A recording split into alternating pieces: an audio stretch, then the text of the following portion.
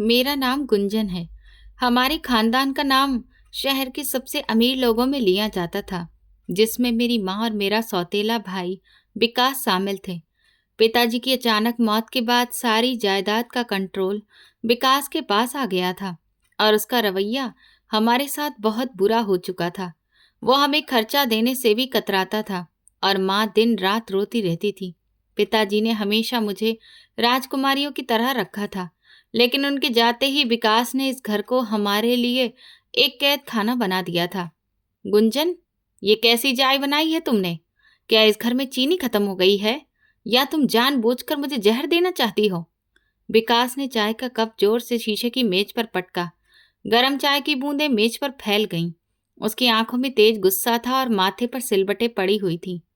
भैया, मैंने बिल्कुल वैसी ही चाय बनाई है जैसी आप रोज पीते हैं। चीनी भी पूरी डाली है। मैंने डरते डरते जवाब दिया और अपने दुपट्टे को हाथों में कसकर पकड़ लिया। मुझे पता था कि उसका गुस्सा कभी भी बेकाबू हो सकता है। जुबान लड़ाती हो मुझसे? तुम्हें लगता है कि मैं झूठ बोल रहा हूं? विकास अपनी कुर्सी से उठ खड़ा हुआ और मेरी तरफ एक कदम बढ़ाया। तुम और तुम्हारी माँ इस घर में मेरे टुकड़ों पर पल रहे हो, इसीलिए अपनी औकात में रहना सीखो। अगर मैं कहता हूं कि चाय में चीनी कम है, तो इसका मतलब है कम है। जाओ और दोबारा बनाकर लाओ, वरना आज सारा दिन भूखी रहोगी। माँ किचन से ये चीख पुकार सुनकर जल्दी से ड्राइंग रूम में आ गई। उनका चेहरा उतरा हुआ था और आंखों के नीचे गहरे काले घेरे साफ नजर आ रहे थे। उन्होंने जल्दी से मेज पर गिरी चाय को तौलिए से साफ करना शुरू कर दिया। क्या हुआ विकास बेटा? क्यों गुस्सा कर रहे हो सुबह सुबह? गुंजन बच्ची है, उससे गलती हो गई होगी। मैं अभी तुम्हारे लिए नई चाय बना लाती हूँ। माँ ने बहुत नरमी और हाथ जोड़कर कहा, ताकि बात और ज्यादा ना बढ़े। मुझे बेटा मत कहो, मेरा तुम दोनों से कोई खून का रिश्ता नहीं है। विकास ने माँ के हाथ से तौलिया खींचकर दूर फेंक दिया। मेरा बाप मर गया और अब इस घर का मालिक मैं हूं और मेरी मर्जी चलेगी। अगर यहाँ रहना है तो नौकरों की तरह रहना पड़ेगा, वरना दरवाजा खुला है, जब चाहो निकल सकती हो। विकास का जुल्म दिन ब दिन बढ़ता जा रहा था। एक दोपहर में आंगन में झाड़ू लगा रही थी तो दरवाजे पर शोर सुनाई दिया। मैं भागकर गई तो देखा विकास गुस्से में खड़ा था और उसके सामने घर के पुराने और वफादार नौकर दीना काका हाथ जोड़े खड़े थे और रो रहे थे। साहब जी, मुझे काम से मत निकालो। मैं पिछले 20 साल से आपके पिताजी के साथ इस घर की सेवा कर रहा हूँ। मेरे छोटे छोटे बच्चे हैं। मेरी बेटी बहुत बीमार है, उसके इलाज के लिए पैसों की जरूरत है। दीना काका की सफेद दाढ़ी आंसुओं से भीग चुकी थी और वो विकास के पैर छूने की कोशिश कर रहे थे। मुझे तुम्हारी बीमारी और बच्चों से कोई मतलब नहीं है।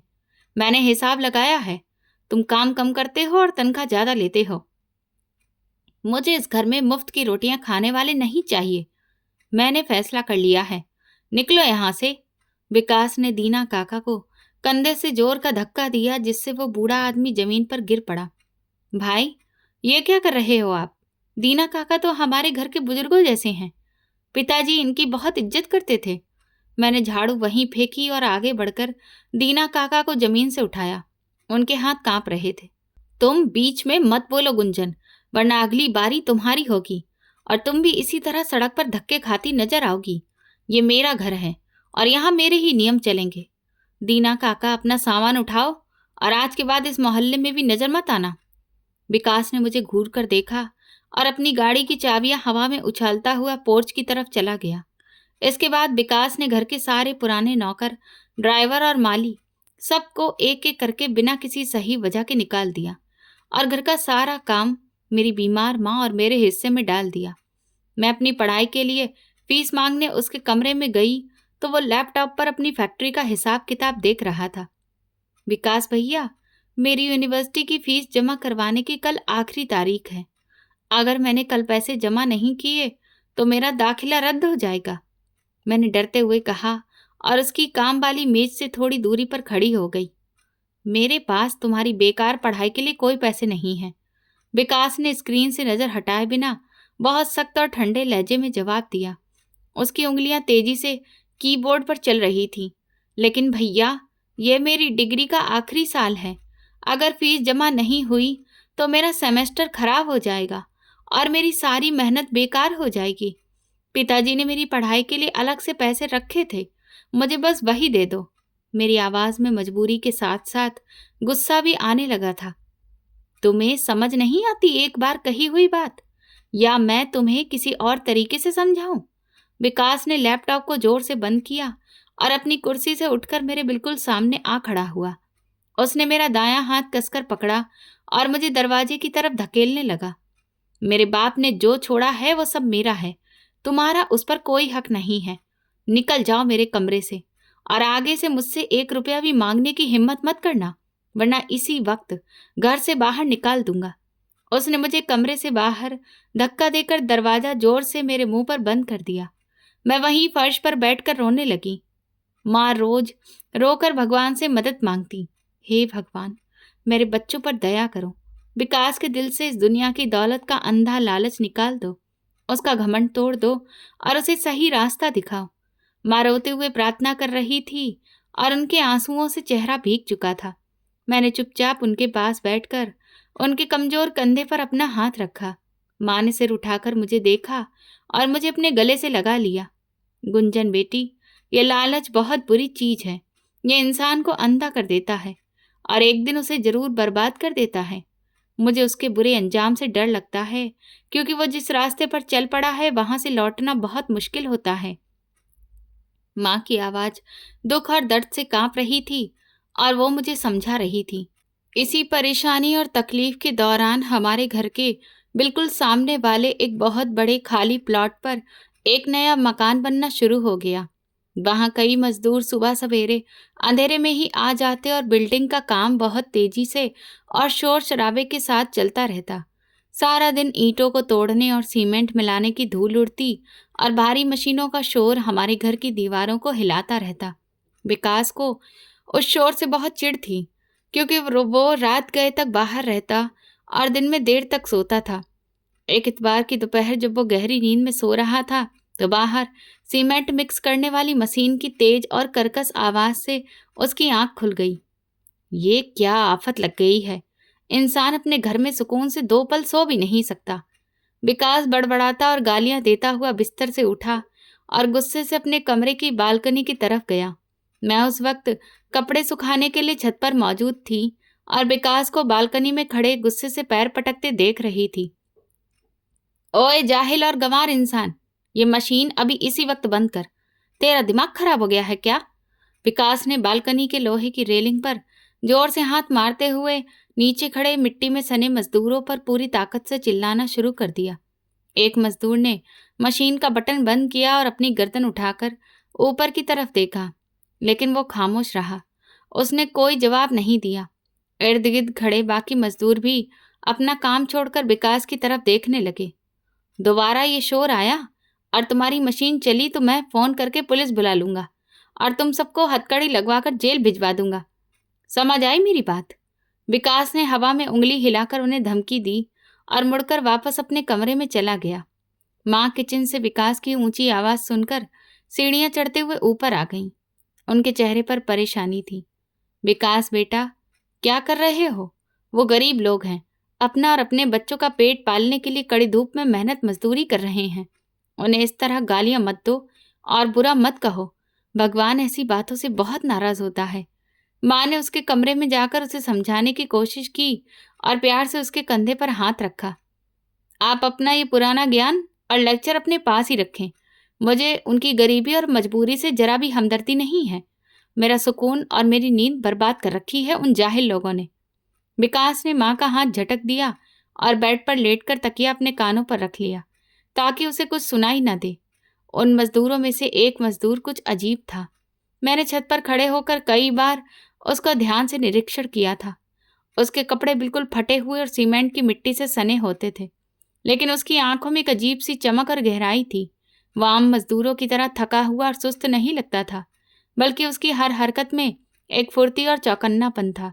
वो रोज दोपहर को ठीक उसी वक्त हमारे घर का बड़ा लोहे का दरवाजा बजाता और पीने के लिए ठंडा पानी मांगता था।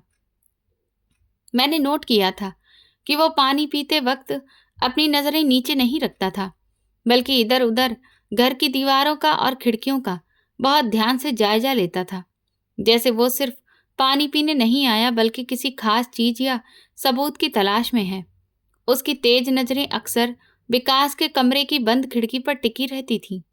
एक दिन विकास फैक्ट्री नहीं गया और घर पर ही था। वो ड्राइंग रूम में सोफे पर बैठा अपनी कुछ फाइलें और हिसाब किताब देख रहा था। दोपहर का वक्त था और अचानक मेन गेट की घंटी बजी। मैं किचन में दोपहर के बर्तन धो रही थी और माँ कपड़े प्रेस कर रही थी, इसलिए विकास खुद बड़बड़ाता और गुस्से में पांव पटकता दरवाजे पर गया। मैंने किचन की छोटी खिड़की से बाहर की तरफ झांका तो गेट पर वही पुराना मजदूर खड़ा था। क्या मुसीबत है, रोज रोज मुंह उठाकर भिखारियों की तरह आ जाते हो तुम लोग। तुम्हें कोई और घर नहीं मिलता क्या? विकास ने दरवाजा खुलते ही उसे बुरी तरह से झिड़क दिया और उसकी तरफ तिरस्कार भरी और गुस्से वाली नजरों से देखा। साहब जी, बाहर बहुत तेज गर्मी है और गला सूख रहा है। मेहरबानी करके थोड़ा ठंडा पानी पिला दें। भगवान आपके घर में सुख शांति बनाए रखे। मजदूर ने अपनी गर्दन झुकाकर और हाथ जोड़कर बहुत विनम्रता से कहा, लेकिन मैंने दूर से भी देख लिया था कि उसकी आंखें लगातार विकास के चेहरे और उसके पीछे घर के अंदरूनी हिस्से का जायजा ले रही थी। यहाँ कोई मुफ्त का लंगर नहीं खुला हुआ जो रोज आ जाते हो।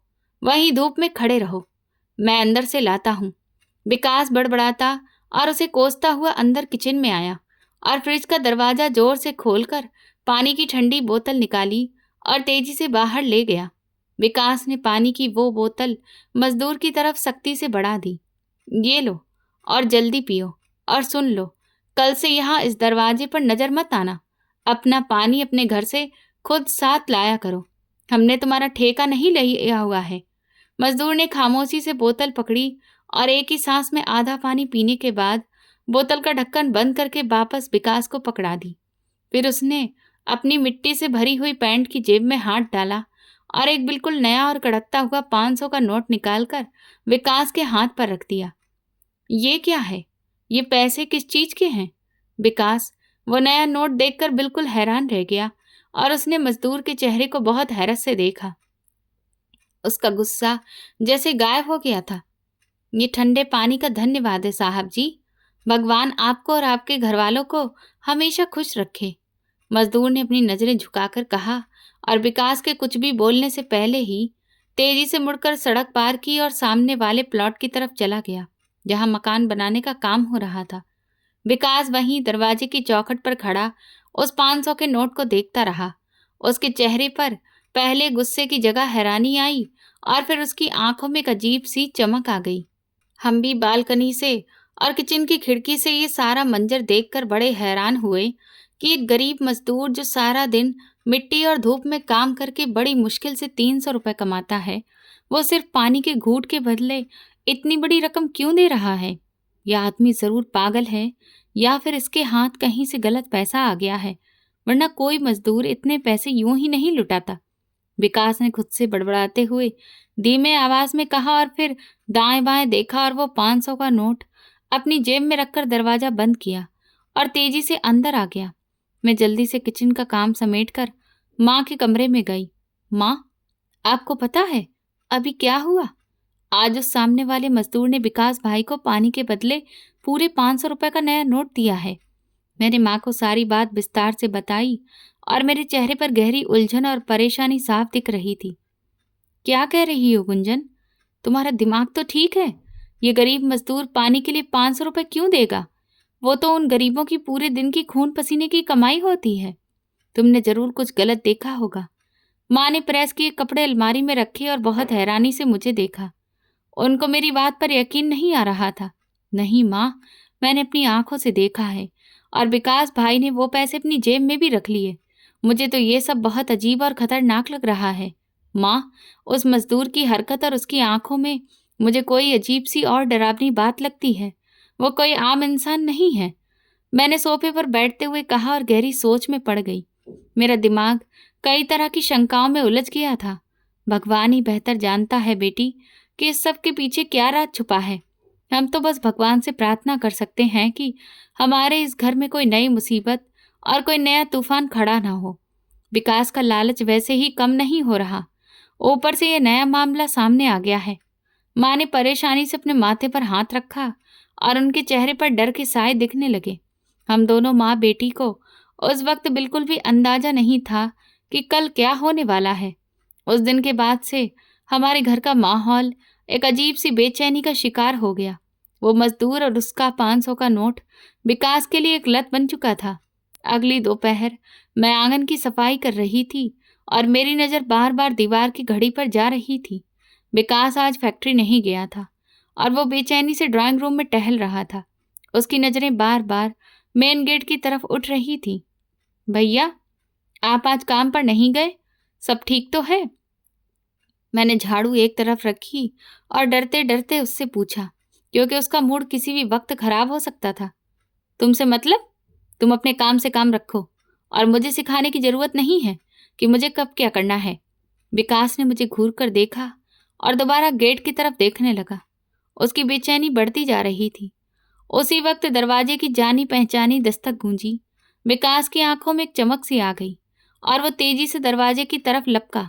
मैं भी किचन की ओट में खड़ी होकर देखने लगी। दरवाजा खुला तो वही मजदूर अपनी मिट्टी लगी पतलून और चेहरे पर कपड़ा लपेटे खड़ा था। आज तुमने बहुत देर कर दी, मैं कब से इंतजार कर रहा था। विकास के लहजे में गुस्से की बजाय एक अजीब सी बेचैनी थी। उसने पानी की बोतल तुरंत उसकी तरफ बढ़ा दी। माफ करना साहब जी, आज सीमेंट की बोरियां उतारने में वक्त लग गया। मजदूर ने धीरे से गर्दन झुकाई और पानी की बोतल पकड़ ली, लेकिन उसकी तेज नजरें हमेशा की तरह विकास के पीछे घर के अंदरूनी हिस्सों को टटोल रही थी। मजदूर ने पानी पिया और बोतल वापस करते हुए अपनी जेब से एक और नया 500 का नोट निकाला और विकास के हाथ पर रख दिया। विकास ने तुरंत वो नोट अपनी मुट्ठी में दबा लिया। भगवान आपके धन और उम्र में बरकत दे साहब जी। मजदूर ने सिर झुकाया और तेजी से मुड़कर सामने वाले मकान की तरफ चला गया, जहां निर्माण का काम तेजी से चल रहा था। विकास ने दरवाजा बंद किया और मुट्ठी खोलकर उस नोट को देखा। उसके चेहरे पर एक लालची मुस्कान फैल गई। लालच ने विकास की सोचने समझने की ताकत छीन ली थी और उसे ये एहसास तक नहीं हो रहा था कि कोई मजदूर रोजाना इतनी बड़ी रकम क्यों दे रहा है। मैं ये सब देखकर हैरान और परेशान किचन में आई, जहां माँ दोपहर के लिए सब्जी काट रही थी। उनके चेहरे पर भी गहरी सोच दिख रही थी। माँ, आज फिर इस मजदूर ने विकास भाई को 500 रुपए दिए हैं और भाई ने वो पैसे रख भी लिए हैं। मुझे ये सब बहुत शक वाला लग रहा है। मैंने सेल्फ के साथ टिकते हुए माँ को बताया। मेरी आवाज में परेशानी साफ झलक रही थी। बेटी, गरीब आदमी सारा दिन कड़ी धूप में मेहनत करता है, मुझे तो उस पर बहुत तरस आता है। माँ ने चाकू मेज पर रखा और एक लंबी सांस ली। उनकी आंखों में हमदर्दी थी। लेकिन माँ, कोई गरीब आदमी पानी के एक घूंट के लिए इतने पैसे क्यों देगा? मैंने उलझन भरे लहजे में सवाल किया। मेरा दिमाग किसी भी तरह से इस बात को मानने के लिए तैयार नहीं था। शायद भगवान ने इसके दिल में हमारे लिए कोई नरमी डाल दी है। मैंने सोचा कि कल से उस गरीब के लिए दोपहर का ताजा खाना भी बना दिया करूंगी। माँ ने दोबारा सब्जी काटना शुरू की और उनके चेहरे पर एक हल्की मुस्कान आ गई। खाना? लेकिन माँ, विकास भाई तो गुस्सा करेंगे। वो किसी गरीब को एक रोटी भी देने के हक में नहीं है। मैंने हैरानी से माँ की तरफ देखा। मुझे उनके इस फैसले पर चिंता हो रही थी। तुम फिक्र मत करो बेटी, विकास को उसके पैसे नजर आ रहे हैं, वो कुछ नहीं कहेगा। शायद उस गरीब को खाना खिलाने की बरकत से विकास का गुस्सा कम हो जाए और उसके दिल में कोई रहम आ जाए। माँ की आवाज में एक उम्मीद थी। वो चाहती थी कि किसी तरह हमारे घर का सुकून वापस आ जाए। अगले दिन माँ ने बहुत ध्यान से दोपहर का खाना बनाया। उन्होंने ताजा सब्जी और रोटियां एक साफ स्टील के बर्तन में रखी और जब दरवाजे पर दस्तक हुई तो विकास खुद खाना लेकर बाहर गया। मैंने खिड़की से देखा कि मजदूर खाना देखकर थोड़ा हैरान हुआ, लेकिन उसने बर्तन पकड़ लिया। ये मेरी माँ ने तुम्हारे लिए बनाया है, रोजाना धूप में काम करते हो, खा लिया करो, विकास ने रूखे लहजे में कहा। लेकिन उसकी नजरें मजदूर की जेब पर ही टिकी हुई थी। माँ जी का बहुत शुक्रिया साहब जी, भगवान उन्हें सलामत रखे। मजदूर ने बर्तन सीने से लगाया और वापस चला गया। शाम को जब मजदूर छुट्टी करके जाने लगा तो उसने खाली बर्तन दरवाजे पर दिए और इस बार बर्तनों के साथ 500 का नोट भी रखा हुआ था। विकास वो नोट देखकर बहुत खुश हुआ और उसने माँ को आकर बताया कि कल से खाना जरा ज़्यादा बना दिया करें। माँ ये सुनकर बहुत खुश हुई कि चलो, विकास कम से कम इस बहाने किसी को खाना तो दे रहा है। वक्त इसी तरह गुजरता रहा, लेकिन विकास की हरकतों और चाल चलन में दिन ब दिन एक अजीब सा डर और घबराहट शामिल होती जा रही थी। वो छोटी छोटी बातों पर चौंक जाता और रात को अक्सर जागता रहता। एक रात गर्मी की वजह से मेरी आंख खुली। मुझे बहुत तेज प्यास लग रही थी, इसलिए मैं पानी पीने के लिए किचन की तरफ गई। किचन की खिड़की से बाहर लॉन का नज़ारा साफ दिखाई देता था। अचानक मेरी नज़र लॉन के कोने पर पड़ी, जहां हल्की हल्की आग जल रही थी। मैं हैरान रह गई और दबे कदमों खिड़की के बिल्कुल करीब होकर बाहर झांका। रात के उस वक्त लॉन में विकास खड़ा था। उसके हाथ में एक बड़ा सा ब्रीफकेस था और वो उसमें से पुराने कागज और फाइलें निकाल निकाल कर आग में फेंक रहा था। ये सब राख हो जाना चाहिए, कोई एक भी सबूत बाकी नहीं रहना चाहिए, विकास खुद से बातें कर रहा था और उसकी आवाज में बहुत ज्यादा घबराहट और डर था। उसके चेहरे पर आग की रोशनी पड़ रही थी, जिससे वो और ज्यादा डरावना लग रहा था। वो बार बार दाएं बाएं और घर की खिड़कियों की तरफ मुड़कर देखता, जैसे उसे डर हो कि कोई उसे देख तो नहीं रहा। आग जब बुझने लगी तो उसने अपने जूतों से राख को बुरी तरह मसलकर मिट्टी में मिला दिया, ताकि कोई एक भी अक्षर पढ़ ना जा सके। मेरा दिल जोर जोर से धड़कने लगा। मैं ये नज़ारा देखकर डर चुकी थी और चुपचाप वापस अपने कमरे में आकर बिस्तर पर लेट गई। लेकिन मुझे सारी रात नींद नहीं आई। अगली सुबह की शुरुआत भी एक नए तूफान के साथ हुई। मैं विकास के कमरे की सफाई करने के इरादे से अंदर गई तो वो बाथरूम में था। मैंने झाड़ू उठाई ही थी कि वो बाहर आ गया। उसके हाथ में उसका मोबाइल फ़ोन था और वो किसी से बहुत धीमी और दबे हुए आवाज में बात कर रहा था। मैं सफाई के बहाने सोफे के पीछे छुप गई ताकि वो मुझे देख न सके। वकील साहब, मैंने आपको मुंह मांगी रकम दी है। अब ये आपकी जिम्मेदारी है कि तारीख कैसे बदलनी है। विकास फोन पर बात करते हुए कमरे में टहल रहा था और उसका चेहरा पसीने से भीग रहा था। दूसरी तरफ से वकील ने कुछ कहा, जिस पर विकास का गुस्सा और बढ़ गया। आपको समझ नहीं आ रही? अगर वो पुरानी तारीख वाली वसीयत सामने आ गई तो सब कुछ पकड़ में आ जाएगा। हम सब सीधे जेल जाएंगे। आप जल्दी से उन कागजों को गायब करें, वरना मैं आपको भी नहीं छोड़ूंगा। विकास की आवाज अब थोड़ी ऊंची हो चुकी थी और उसमें साफ धमकी थी। ये सुनकर मेरे पैरों तले जमीन निकल गई। पिताजी की वसीयत की तारीख बदलना।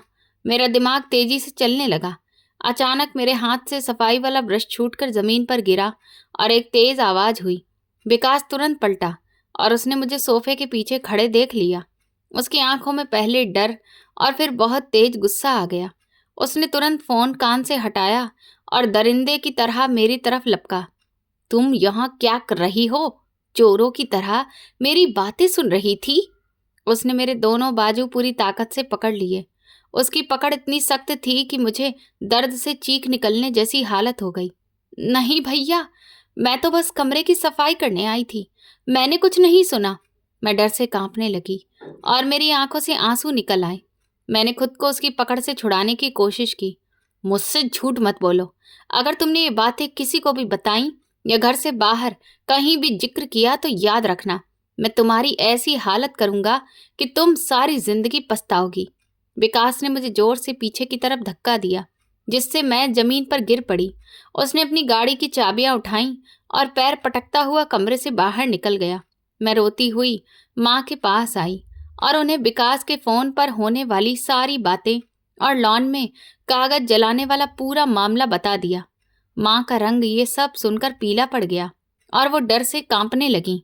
हे भगवान, ये लड़का किस दलदल में फंसता जा रहा है। गुंजन बेटी, तुम उससे दूर रहा करो। वो अब अपने होश में नहीं है। लालच ने उसे पागल कर दिया है। माँ ने मुझे सीने से लगा लिया और उनके आंसू मेरे माथे पर गिरने लगे। हमारा रोजमर्रा का माहौल डर और दहशत के साए में चलता रहा। सामने वाले मकान का निर्माण चल रहा था। वो पुराना मजदूर रोज दोपहर को आता, माँ का बनाया हुआ खाना लेता और वापसी पर 500 का नोट खाली बर्तनों के साथ छोड़ जाता। विकास उन पैसों को जमा करता रहा, लेकिन अब उसके चेहरे का सुकून पूरी तरह गायब हो चुका था। विकास रातों को अक्सर घर से गायब रहने लगा था। वो रात को किसी का फोन आने पर तेजी से गाड़ी निकालकर चला जाता और सुबह सवेरे लौट कर आता। जब वो घर आता तो उसकी आंखें लाल होती, बाल बिखरे होते और कपड़ों पर मिट्टी और पसीने के निशान होते, जैसे वो सारी रात किसी भारी मेहनत या बहुत ज्यादा मानसिक दबाव से गुजरा हो। वो सीधा अपने कमरे में जाता और अंदर से कुंडी लगा लेता। एक दोपहर हम लॉन्ज में बैठे थे कि बाहर गाड़ी के रुकने की एक जोरदार आवाज आई। उसके तुरंत बाद दरवाजे की घंटी लगातार और तेजी से बजने लगी, जैसे कोई दरवाजा तोड़ने की कोशिश कर रहा हो। विकास, जो अपने कमरे में सो रहा था, हड़बड़ाकर बाहर आया। उसके चेहरे पर डर साफ नजर आ रहा था। गुंजन, तुम अंदर जाओ, दरवाजा मैं खोलता हूँ, विकास ने मुझे सख्ती से कहा और खुद डरते डरते मेन गेट की तरफ गया। मैंने किचन की खिड़की से छुपकर देखा। दरवाजे पर दो अजनबी और बहुत शक वाले किस्म के लोग खड़े थे। उनकी शक्लें बहुत खतरनाक लग रही थीं। एक के चेहरे पर गहरा जख्म का निशान था और दूसरे ने काला चश्मा पहन रखा था। उनका पहनावा और अंदाज किसी बदमाशों जैसा था। विकास साहब अंदर हैं? उनसे कहो पुराने दोस्त मिलने आए हैं, चेहरे पर जख्म वाले आदमी ने बहुत सख्त और गूंजती हुई आवाज में कहा और बिना इजाजत के विकास को धक्का देकर जबरदस्ती घर के अंदर घुस आया। आप लोग यहाँ क्यों आ गए? मैंने कहा था ना कि मैं खुद पैसे लेकर आऊंगा। विकास की आवाज बुरी तरह कांप रही थी और उसने जल्दी से दरवाजा बंद किया ताकि मोहल्ले वाले ना देख लें। तुम्हारे वादों पर अब हमें भरोसा नहीं रहा। तुमने धोखा देने की कोशिश की है। चश्मे वाले आदमी ने विकास का कॉलर पकड़ लिया और उसे घसीटता हुआ ड्राइंग रूम की तरफ ले गया। विकास ने उन्हें ड्राइंग रूम में बिठाया और जल्दी से अंदर दरवाजा बंद कर लिया। मैं और माँ लॉन्ज में खड़े दिल थामे ये सब देख रहे थे। ड्राइंग रूम के अंदर से विकास की और उन दोनों आदमियों की बहुत ऊंची और गुस्से भरी आवाजें आ रही थीं। वो आपस में किसी बड़ी रकम और किसी फाइल का जिक्र कर रहे थे और एक दूसरे को गालियां दे रहे थे। अगर कल तक वो फाइल हमारे हवाले ना की तो हम तुम्हारे इस महल को आग लगा देंगे और तुम्हें जिंदा गाड़ देंगे। एक आदमी की गरजती हुई आवाज पूरे घर में गूंज गई। कुछ देर बाद ड्राइंग रूम का दरवाजा जोर से खुला और वो दोनों बदमाश विकास को धक्के देते हुए बाहर आए। उनके चेहरों पर खतरनाक मुस्कान थी और वो धमकियां देते हुए मेन गेट से बाहर निकल गए। विकास वहीं फर्श पर बैठा हाँफ रहा था। उसका सारा शरीर पसीने में भीग चुका था। ये कौन लोग थे विकास बेटा? शकल से ही बदमाश और कातिल लग रहे थे। तुम किन चक्करों में पड़ गए हो? मां रोते हुए विकास के पास गई और उसके माथे से पसीना पोंछने की कोशिश की। विकास ने अचानक अपना सिर उठाया और उसकी आंखों में गुस्सा साफ नजर आ रहा था। उसने मां का हाथ पूरी ताकत से झटक दिया। मैंने कितनी बार कहा है कि मेरे मामलों में दखल देने की जरूरत नहीं है, विकास पागलों की तरह चिल्लाया और उसने पास ही पड़ा एक कीमती और भारी गुलदान उठाकर पूरी ताकत से जमीन पर पटक दिया। गुलदान के दर्जनों टुकड़े पूरे लॉन्ज में बिखर गए और एक जोरदार धमाके की आवाज पूरे लॉन्ज में गूंज गई। मां डर से चीख मारकर पीछे हट गई और दीवार के साथ लग गई।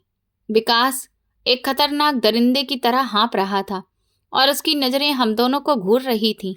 वो हमें और धमकियां देता हुआ अपने कमरे की तरफ चला गया और दरवाजा इतनी जोर से अंदर से बंद किया कि घर की खिड़कियां हिल उठीं। हम माँ बेटी उस तबाही और डर के साए में अकेली खड़ी अपने आंसू बहा रही थी और हमें उस अंधेरी सुरंग का कोई अंत नजर नहीं आ रहा था। घर में बदमाशों के आने वाली इस घटना ने जैसे हमारे घर की बुनियादें हिलाकर रख दी थी। उस दिन के बाद से माँ की तबीयत लगातार गिरने लगी। उनका ब्लड प्रेशर खतरनाक हद तक बढ़ गया था और वो सारा दिन बिस्तर पर कमजोर पड़ी रहती थी। घर का सारा काम और माँ की देखभाल अब मेरे कंधों पर आ चुकी थी। गुंजन बेटी, मुझे लगता है मेरा आखिरी वक्त आ गया है। विकास ने तो हमें जीते जी मार दिया है। माँ ने कांपते हाथों से मेरा हाथ पकड़ा और उनकी आंखों से गर्म आंसू बहने लगे। उनकी आवाज में बहुत दुख और निराशा थी। ऐसी बातें मत करो माँ, आपको कुछ नहीं होगा। मैं अभी जाकर आपकी दवाई लाती हूँ, आप बस आराम करें। मैंने उन्हें ढांढस बंधाने की कोशिश की, लेकिन अंदर से मैं खुद बहुत टूटी हुई थी। हालात दिन ब दिन हमारे हाथ से निकलते जा रहे थे। विकास आजकल घर पर ही रहता था और उसने फैक्ट्री जाना बिल्कुल छोड़ दिया था। वो अपने कमरे में बंद रहता और सिर्फ उस वक्त बाहर आता जब वो मजदूर पानी मांगने आता। विकास की उस मजदूर के पैसों में दिलचस्पी एक जुनून की तरह बन चुकी थी। कुछ दिन बाद माँ की तबीयत बहुत खराब हो गई और उनकी दवाई बिल्कुल खत्म हो चुकी थी। विकास अपने कमरे में गहरी नींद सो रहा था। मुझे मेडिकल स्टोर जाने के लिए गाड़ी की चाबियां चाहिए थीं।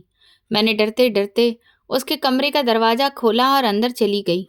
कमरे में सिगरेट के धुएं और घबराहट की अजीब सी बदबू फैली हुई थी। फर्श पर कई कागज बिखरे पड़े थे। विकास बेड पर औंधे मुंह गिरा सो रहा था और उसके खर्राटों की आवाज कमरे में गूंज रही थी। मैं दबे कदमों उसके साइड टेबल की तरफ बढ़ी और बहुत संभल कर दराज खोली ताकि कोई आवाज ना हो। चाबियां ढूंढते हुए मेरी नज़र दराज के बिल्कुल कोने में पड़ी। एक अजीब सी मोहर रखी थी। वो मोहर बिल्कुल वैसी थी जैसी अदालतों या सरकारी दफ्तरों में होती है। मेरे दिल की धड़कन तेज हो गई। मैंने कांपते हाथों से वो मोहर उठाई और उस पर लिखे हुए शब्द पढ़े। ये तो जायदाद के दफ्तर की सरकारी मोहर है। ये भाई के पास क्या कर रही है? मैंने हैरानी से बड़बड़ाते हुए वो मोहर वापस रख दी। मेरा दिमाग तेजी से किसी भयानक सच्चाई की तरफ भाग रहा था। मोहर के बिल्कुल नीचे एक खाकी रंग का मोटा लिफाफा दबा हुआ था। जिज्ञासा और डर के मारे मैंने वो लिफाफा खोल लिया। उसके अंदर पिताजी के साइन वाले कुछ कागज मौजूद थे और कुछ पुराने स्टैम्प पेपर थे जिन पर कई साल पुरानी तारीखें लिखी थीं। मुझे समझने में देर नहीं लगी कि विकास पिताजी की नकली वसीयत तैयार कर चुका है और ये सरकारी मोहर उसकी धोखाधड़ी का हिस्सा है। बदमाशों का आना और वकील से फोन पर बातें करना सब एक ही चाल का हिस्सा था। मेरे हाथ बुरी तरह कांपने लगे। मैंने तुरंत वो कागज वापस लिफाफे में डाले और मोहर को उसकी जगह पर रखकर दराज बंद कर दी। मैंने जल्दी से मेज पर पड़ी गाड़ी की चाबियां उठाईं और कमरे से बाहर आ गई। मेरी सांस बहुत तेज चल रही थी और माथे पर पसीना आ गया था। मैंने ये बात माँ को बताने का इरादा छोड़ दिया क्योंकि वो पहले ही बहुत बीमार थी और ये सदमा उनकी जान ले सकता था। दवाई लाकर मैंने माँ को खिलाई और खुद को शांत करने के लिए छत पर चली गई। मैं बालकनी के पास खड़ी होकर लंबी लंबी सांसें ले रही थी ताकि मेरी घबराहट कम हो सके। मैंने सामने वाले प्लॉट की तरफ देखा जहां दोपहर की तेज धूप में निर्माण का काम चल रहा था। आज वो संदिग्ध मजदूर काम नहीं कर रहा था। वो सामने वाले प्लॉट की ऊंची दीवार के पीछे छुपकर खड़ा था और उसकी तेज नजरें लगातार हमारे घर की तरफ थी। वो खासकर विकास के कमरे की बंद खिड़की को घूर रहा था। उसकी नज़रों में एक अजीब सी चौकसी थी, जैसे वो किसी शिकारी की तरह अपने शिकार के बाहर आने का इंतजार कर रहा हो। ये आदमी यहाँ क्या कर रहा है और ये काम क्यों नहीं कर रहा? मैंने मन ही मन सोचा और बालकनी की रेलिंग को कसकर पकड़ लिया। मेरा शक अब यकीन में बदलने लगा था कि ये मजदूर कोई आम इंसान नहीं है। अचानक उस मजदूर की नज़र ऊपर उठी और उसने मुझे बालकनी में खड़े देख लिया। मुझे उसकी आंखों में एक अजीब सा इत्मीनान और सख्ती महसूस हुई। उसकी नज़रों में कोई डर या शर्म नहीं थी। उसने मुझे देखते ही जल्दी से अपना चेहरा मिट्टी से सने कपड़े से ढक लिया और दोबारा दूसरी तरफ मुंह करके ईंटें उठाने का दिखावा करने लगा।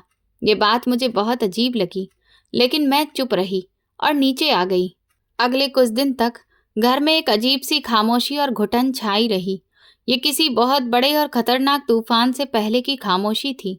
विकास की बेचैनी अब चरम पर थी। एक शाम हम टीवी लॉन्ज में चुपचाप बैठे थे, तभी मेन गेट जोर से खुला।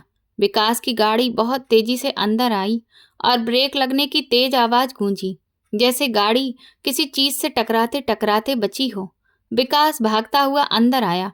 वो बहुत ज्यादा घबराया हुआ था। उसका चेहरा पसीने से भीगा हुआ था। उसकी कमीज के बटन खुले हुए थे और आंखों में साफ डर दिखाई दे रहा था।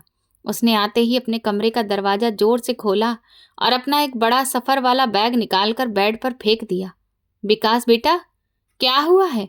तुम इतने घबराए हुए क्यों हो? किसी से लड़ाई हुई है क्या? माँ ने जल्दी से अपनी जगह से उठकर बहुत ज्यादा परेशानी में पूछा और उसके पीछे कमरे में गई। मैं भी उनके पीछे भागी क्योंकि मुझे हालात बहुत खराब लग रहे थे। विकास ने अलमारी खोली और उसमें से कैश, जेबर और कुछ जरूरी फाइलें निकालकर बेरहमी से बैग में ठूसने लगा। उसके हाथ तेजी से चल रहे थे, जैसे उसके पास वक्त बहुत कम हो और वो जान बचाकर भागना चाहता हो। तुम दोनों खड़ी मेरा मुंह क्या देख रही हो? जाओ और जल्दी से अपना जरूरी सामान बांध लो, हमारे पास बिल्कुल भी वक्त नहीं है। विकास ने बैग बंद करते हुए हमारी तरफ मुड़कर पूरी ताकत से चिल्लाकर कहा। उसकी आंखों में गुस्सा साफ दिख रहा था। लेकिन हम कहाँ जा रहे हैं और ये सब क्या हो रहा है? तुम हमें कुछ बताओगे भी? माँ ने आगे बढ़कर घबराहट में उसका हाथ मजबूती से पकड़ लिया। विकास ने बहुत सख्ती और बेरहमी से माँ का हाथ झटका। उस जोरदार धक्के से माँ का संतुलन बिगड़ा और वो जमीन पर गिर गईं। तुम दोनों की वजह से मैं एक बहुत बड़ी मुसीबत में फंसने वाला हूँ। मैंने जो खतरा उठाया था वो उल्टा पड़ गया है। मुझे यहाँ से हर हाल में जाना होगा, विकास ने गुस्से से दांत पीसते हुए कहा और अपना बैग कंधे पर डाल लिया। भाई, आपने माँ को क्यों धक्का दिया? आप पागल हो गए हैं क्या? दौलत ने आपको अंधा कर दिया है। मैं जल्दी से आगे बढ़ी और रोती हुई माँ को जमीन से उठाया। वो दर्द से कराह रही थी और उनकी आंखों में अपने ही बेटे के लिए डर था। मैंने ये घर बेच दिया है और मुझे पूरी रकम मिल चुकी है। मैंने सारे सौदे तय कर लिए हैं। कल सुबह नए मालिक यहाँ आ जाएंगे, इसीलिए तुम दोनों अपना सामान बांध लो, वरना वो तुम्हें धक्के देकर बाहर सड़क पर निकाल देंगे। विकास ने बहुत बेरहमी और बेशर्मी से ये खबर सुनाई और दरवाजे की तरफ बढ़ गया। क्या कह रहे हो तुम? ये घर तुम्हारे पिताजी की आखिरी निशानी है। तुम इसे कैसे बेच सकते हो?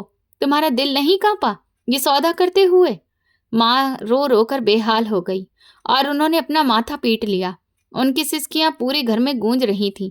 ये सुनकर मुझ पर और माँ पर जैसे आफत टूट पड़ी। जिस घर में हम पैदा हुए, जहाँ हमारा सारा बचपन बीता, जिसकी दीवारों से हमारी यादें जुड़ी हुई थीं, वो घर भी विकास ने अपनी अंधी लालच की खातिर हमसे छीन लिया था। हमारा सहारा हमसे छिन चुका था। मैंने जो करना था कर दिया है और कल सुबह हम ये शहर छोड़ देंगे। बस यही मेरा आखिरी फैसला है। मेरे पास और बहस का वक्त नहीं है। विकास ने हमारी सिसकियों और आंसुओं की कोई परवाह नहीं की और कमरे से बाहर निकलकर लॉन्ज में आ गया। हम दोनों माँ बेटी कमरे में खड़ी रो रही थी। हमें अपना और एक दूसरे का भविष्य बहुत अंधेरे में डूबा और डरावना नजर आ रहा था। वो रात हमने रोते और सामान बांधते हुए गुजारी। विकास सारी रात जागता रहा। वो बार बार लॉन्ज में टहलता, कभी पानी पीता और बार बार खिड़की का पर्दा हटाकर बाहर सड़क पर झांकता रहा, जैसे उसे किसी का बेसब्री से इंतजार हो या वो किसी पुलिस के छापे से डर रहा हो। उसके माथे का पसीना और चेहरे का डर साफ बता रहा था कि उसने लालच की जो आग लगाई है, अब वो खुद उसी में बुरी तरह जलने वाला है। ये रात हमारे लिए खत्म न होने वाली सजा से कम नहीं थी और अगली सुबह जो होने वाला था उसका हमें कोई अंदाजा नहीं था। ये उस घर में हमारी आखिरी सुबह थी। रात भर जागने और रोने की वजह से मेरी आंखें सूज चुकी थीं और सारा शरीर दर्द कर रहा था। घर के कोने में सामान बिखरा पड़ा था और हर चीज पर उदासी छाई हुई थी। माँ किचन में खड़ी थी और उनके हाथ कांप रहे थे। वो रोते हुए आखिरी बार उस मजदूर के लिए खाना बना रही थी। चूल्हे पर सब्जी पकने की खुशबू भी आज मुझे जहर जैसी लग रही थी। माँ, आप ये क्या कर रही हैं? हम खुद दर दर होने वाले हैं। हमारे सिर पर छत नहीं रहेगी और आपको इस मजदूर के खाने की फिक्र पड़ी है? मैंने गुस्से और दर्द के मिले जुले एहसास के साथ कहा और किचन के दरवाजे के साथ टेक लगाकर खड़ी हो गई। बेटी, हम तो बेघर हो रहे हैं, लेकिन जब तक यहाँ हैं किसी गरीब का खाना बंद नहीं करेंगे। यह हमारे बस में नहीं है कि हम किसी का हक छीन लें। माँ ने अपने आंसू पल्लू से साफ किए और रोटी बेलने लगी। उनकी आवाज़ दुख से भारी हो चुकी थी। लेकिन माँ, वो आदमी हमें घर से निकलवा रहा है और हम यहाँ पुण्य कमा रहे हैं। ये कैसा इंसाफ है? मुझे तो उस मजदूर पर भी गुस्सा आ रहा है जो रोज हमारा खाना खाता है। मैंने मेज पर हाथ मारा और अपना गुस्सा निकाला। मेरा गला भर आया था। गुंजन, गुस्सा मत करो। भगवान की मर्जी को मानना सीखो। हम खाली हाथ जा रहे हैं, लेकिन अपनी इज्जत और अपनी अच्छाई साथ लेकर जा रहे हैं। शायद यही अच्छाई कल हमारे काम आ जाए। माँ ने बहुत नरमी से जवाब दिया और सब्जी को एक साफ बर्तन में डालकर ढक्कन बंद कर दिया। दोपहर का वक्त हो चुका था और विकास अपने कमरे से बाहर आया। उसने सफर वाले कपड़े पहन रखे थे और उसका बड़ा बैग लॉन्ज में रखा था। उसकी आंखों में नींद की कमी और एक अजीब सी घबराहट थी। तुम लोगों ने अपना सामान बांध लिया है या अभी तक रोना ही चल रहा है? नए मालिक किसी भी वक्त आ सकते हैं, विकास ने सख्त और बेरहम लहजे में पूछा और अपनी घड़ी की तरफ देखा। हम तैयार हैं। तुम बस ये खाना मजदूर को दे आओ, और ये उस घर से उसका आखिरी खाना है। माँ ने बर्तन विकास की तरफ बढ़ाया और अपना चेहरा दूसरी तरफ कर लिया ताकि विकास उनके आंसू ना देख सके। इस सब का अब क्या फायदा? मैं उसे नहीं देने वाला। विकास ने बर्तन लेने से मना किया और झुंझलाकर मुंह मोड़ लिया। ये भगवान के नाम का खाना है, इसे दे आओ, वरना मैं खुद चली जाऊंगी। माँ की आवाज में पहली बार सख्ती और हुक्म था, जिसे सुनकर विकास भी एक पल के लिए रुक गया। विकास ने गुस्से में बर्तन पकड़ा और बड़बड़ाता हुआ मेन गेट की तरफ गया। दोपहर में विकास खुद जाकर वो खाना मजदूर को दे आया। मैं खिड़की से देख रही थी। मजदूर वहीं खड़ा था। ये लो, तुम्हारा आखिरी खाना। कल से इस दरवाजे पर मत आना। हम ये घर बेचकर जा रहे हैं। विकास ने बहुत तिरस्कार से बर्तन उसके हाथ में थमाया। मजदूर ने आज पैसे नहीं दिए, बल्कि विकास को एक गहरी नज़र से देखा और खाना लेकर चला गया। उसकी उस नज़र में अजीब सा सुकून और एक खामोश सा इशारा था, जिसे विकास अपने लालच और घमंड में समझ नहीं पाया। विकास ने मुंह बनाया और अंदर आ गया। हम दोनों माँ बेटी अपने बैग के पास लॉन्ज में बैठी थीं। घर में शमशान जैसी खामोशी थी। घड़ी की सुइयां टिक टिक कर रही थी और हर गुजरता पल हमें उस घर से दूर कर रहा था। कुछ देर के बाद दरवाजे पर दोबारा दस्तक हुई। ये दस्तक पहले से थोड़ी अलग और तेज थी। मेरी धड़कन तेज हो गई कि शायद घर खरीदने वाले नए मालिक आ गए हैं। मैंने डरते डरते जाकर दरवाजा खोला तो वही मजदूर खड़ा था। उसके हाथ में खाली बर्तन थे। उसने बर्तन मेरे हाथ में दिए और बिना कुछ कहे तेजी से मुड़कर गया। आज उसने चेहरे पर कपड़ा नहीं बांधा हुआ था और उसकी चाल में एक अजीब सा रौब और आत्मविश्वास था। मैं बर्तन लेकर किचन में आई ताकि उन्हें धोकर रख दूं। मेरा दिल बहुत उदास था और आंखों से लगातार आंसू बह रहे थे। मुझे लग रहा था कि उस किचन के सिंक में पानी नहीं, बल्कि मेरी यादें बह रही हैं। जब मैंने बर्तन धोने के लिए उनका ढक्कन उठाया तो उसके अंदर एक पर्ची पड़ी थी। वो पर्ची बिल्कुल सफ़ेद थी और उस पर नीले रंग की स्याही से कुछ लिखा था। मेरा दिल जोर से धड़कने लगा। मुझे समझ नहीं आया कि किसी मजदूर ने बर्तन में पर्ची क्यों रखी। मैंने कांपते हाथों से वो पर्ची खोली। उस पर जो लिखा था उसे पढ़ते ही मेरी हालत खराब हो गई। मेरे दिमाग में जैसे कोई जोरदार धमाका हुआ और मेरी आंखों के सामने अंधेरा सा छाने लगा। पर्ची पर लिखा था कि तुम्हारा भाई पिताजी की नकली वसीयत बनाकर जायदाद पर कब्जा किए हुए था और मैं कोई मजदूर नहीं, बल्कि इन्वेस्टिगेटिंग ऑफिसर हूँ, जिसने उसके धोखे के सारे सबूत इकट्ठे कर लिए हैं। ये पढ़कर मेरे पैरों तले से जमीन खिसक गई। मुझे वो सारी बातें याद आने लगीं। भाई का रात को कागज जलाना, वकील से फ़ोन पर डरते हुए बात करना, वो सरकारी मोहर और वो अनजान बदमाशों का आना। सारा खेल शीशे की तरह साफ होकर मेरे सामने आ चुका था। वो मजदूर दरअसल सरकार का एक अंडरकवर अफसर था, जो विकास के खिलाफ सबूत इकट्ठे करने के लिए भेस बदल कर आया था और वो पानी के बहाने रोजाना हमारे घर की नज़र रख सकता था। मैं पर्ची हाथ में पकड़े पागलों की तरह भागती हुई विकास के कमरे में गई, लेकिन अंदर का नज़ारा देखकर मेरी हालत सुन्न हो गई। कमरे का दरवाज़ा आधा खुला था और अंदर दो हट्टे कट्टे पुलिस वाले खड़े थे। मैंने अचानक देखा कि विकास को हथकड़ियाँ लगी हुई थीं और वही इन्वेस्टिगेटिंग ऑफिसर जो मजदूर बना हुआ था अपने पुलिस वालों के साथ खड़ा था। उस अफसर ने अब अपनी मिट्टी से भरे कपड़े उतार दिए थे और उसके नीचे से उसकी खाकी पुलिस की वर्दी दिखाई दे रही थी। उसकी आंखों में वही पुरानी चमक अब एक सख्त अफसर के रौब में बदल चुकी थी। तुम्हें क्या लगा था विकास कि तुम इतनी आसानी से बच जाओगे? नकली वसीयत और धोखे का खेल अब खत्म हो चुका है। उस अफसर की सख्त और भारी आवाज़ कमरे में गूंज गई। ये वही डराने वाली आवाज़ थी जो मुझे अक्सर रात को सपनों में डराती थी। मुझे छोड़ दो, मैंने कुछ नहीं किया। ये सब झूठ है। मैं बहुत बड़ा आदमी हूँ, तुम्हें नौकरी से निकलवा दूंगा। विकास रोते हुए और गिड़गिड़ाते हुए चिल्ला रहा था, लेकिन उसकी आवाज़ में वो पुराना घमंड बिल्कुल नहीं था। पुलिस वाले विकास को कॉलर से पकड़कर घसीटते हुए बाहर ले जा रहे थे। विकास ने विरोध करने की कोशिश की, लेकिन एक पुलिस वाले ने उसे जोर से धक्का दिया, जिससे वो फर्श पर गिर पड़ा। विकास का सारा घमंड टूट चुका था और वो डर और बेइज्जती से बुरी तरह कांप रहा था।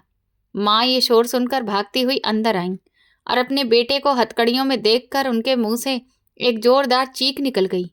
वो विकास की तरफ बढ़ने लगीं, लेकिन अफसर ने उन्हें इज्जत से रोक दिया। माँ जी, आप परेशान मत हो। इस आदमी ने आपके पति की नकली वसीयत बनाकर आप दोनों का हक छीना था। ये घर बदमाशों को बेचने वाला था। हमने इसके सारे सबूत इकट्ठे कर लिए हैं। अफसर ने बहुत नरमी से माँ को सारी सच्चाई बताई और वो पर्ची मेरी तरफ देखकर हल्का सा मुस्कुराया।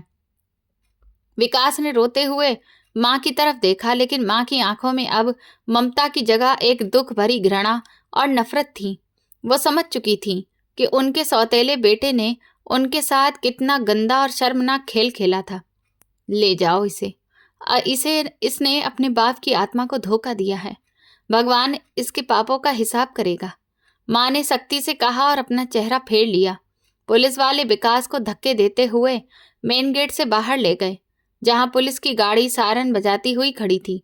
मोहल्ले के लोग इकट्ठा हो चुके थे और विकास बेइज्जती के मारे अपना मुंह छुपा रहा था।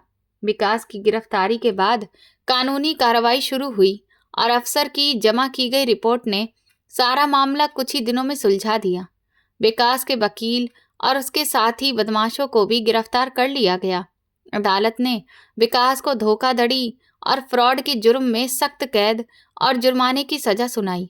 नकली वसीयत रद्द कर दी गई और पिताजी की असली वसीयत के मुताबिक सारी जायदाद कानूनी तौर पर वापस मेरी और माँ की मिल्कियत में आ गई।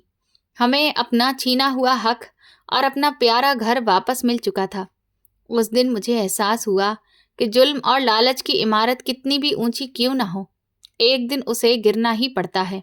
इंसान जब लालच की पट्टी आंखों पर बांध लेता है तो उसे अपनी बर्बादी नजर नहीं आती, लेकिन कुदरत का नियम बहुत सख्त होता है। बुरे काम का अंजाम हमेशा बुरा ही होता है और सच्चाई आखिर में अपना रास्ता बना ही लेती है। झूठ और धोखे की उम्र ज्यादा लंबी नहीं होती और जब सच सामने आता है तो वो सब कुछ बहा ले जाता है। माँ ठीक कहती थी कि गलत तरीके से कमाई गई दौलत इंसान को सुकून नहीं देती, बल्कि उसे एक मिसाल बना देती है।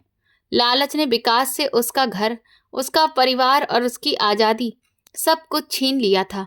आज हम अपने घर में सुकून से बैठे थे और विकास जेल की सलाखों के पीछे अपने किए की सजा भुगत रहा था। हमारे घर के सामने वाले प्लॉट पर अब कोई काम नहीं हो रहा था, लेकिन मुझे वो अफसर हमेशा याद रहेगा जिसने एक मजदूर बनकर हमें एक बहुत ही बड़ी मुसीबत और बेघर होने से बचा लिया था। वो जिंदगी अब दोबारा अपनी शांत राह पर लौट आई थी और हमने भगवान का धन्यवाद किया जो उन्होंने हमें उस कठिन परीक्षा से सही सलामत निकाल दिया। दोस्तों, अगर आपको ये कहानी पसंद आई हो तो कमेंट करके ज़रूर बताएं कि आपको कहानी कैसी लगी और आप किस शहर से ये कहानी सुन रहे हैं। आपके एक एक कमेंट मुझे आगे और अच्छी कहानियाँ लाने की हिम्मत देता है।